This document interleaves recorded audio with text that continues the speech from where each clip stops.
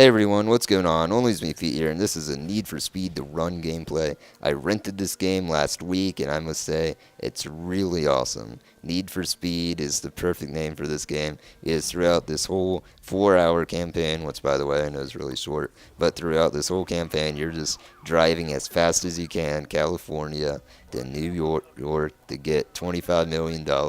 That's the plot of this game, and while the story and the characters are pretty one-dimensional. I'm not even gonna call them two-dimensional. They're god-awful characters. The motive is still there to get the cash, and that's what you're doing. You're racing against over 250 people, I believe. And the game's basically structured by having you compete in mini events to gain a couple places. Sometimes you don't gain any places at all. You're just going through checkpoints. But it works really well, and even though it's a short campaign, it's really action-packed, a lot of fun, and never lights up on the speed. And the game I'd compare this to is like the only other Need for Speed game I've really played, and that's Most Wanted. The biggest difference is while Most Wanted has you going around the city, this game just streamlines all the events and you don't have to drive to your next event or anything like that. So, I don't know. I know people prefer. I reset right there. I know people prefer to roll around the city and customize your car and all of that. But some people, I'm sure, would also just like to get in the races, get going, and that's what this game does. Now, the 4-hour campaign makes it very difficult for me to recommend you buy. However, this is one of the greatest rental games I've ever played. Just because it's a short campaign, it's a really fun campaign.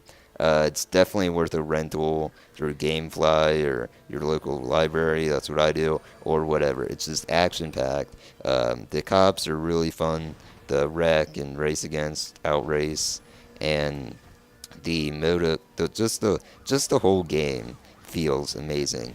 And what really helps with that is Frostbite 2. I love this engine. I'm such a huge fan of engines this gen. I really like Unreal 3 and CryEngine 3 as well. But the engine, Frostbite 2, just looks and sounds amazing and really brings this game to life. And it works really well in a racer. I was concerned maybe it would only work well for FPSs, but no, Frostbite 2 looks really great in this game. This is the 360 version as well. I can't imagine how great Frostbite 2 would look on a PC. But another cool thing this game has is custom button remapping. And custom button remapping, as you guys know, is something I'm really fond of. And it works really well here. You can map basically any function you want to any button. And if that ups your enjoyment of racers, then awesome. You should totally get this game if that was a concern. Because you can just map the controls to whatever. That's really cool. And I know some people that can, use controls just fine are like me and prefer face buttons to the triggers because I can't stand the triggers. And funny enough, I was originally playing this game with the triggers because I didn't know it had CBR, and I kept on letting off the gas accidentally, and yeah, it wasn't a fun time. So really glad it has custom button remapping. Definitely thought I should mention that because that's something you all should really know.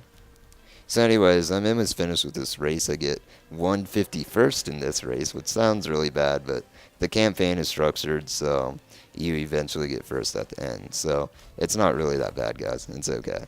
But overall, guys, I definitely recommend this game to be a rental. Sorry if this sounded more informative than a commentary. I just wanted to make sure you guys knew what this game was about. Definitely go download the demo. And this is only me feet saying, look ma, no hands. Later.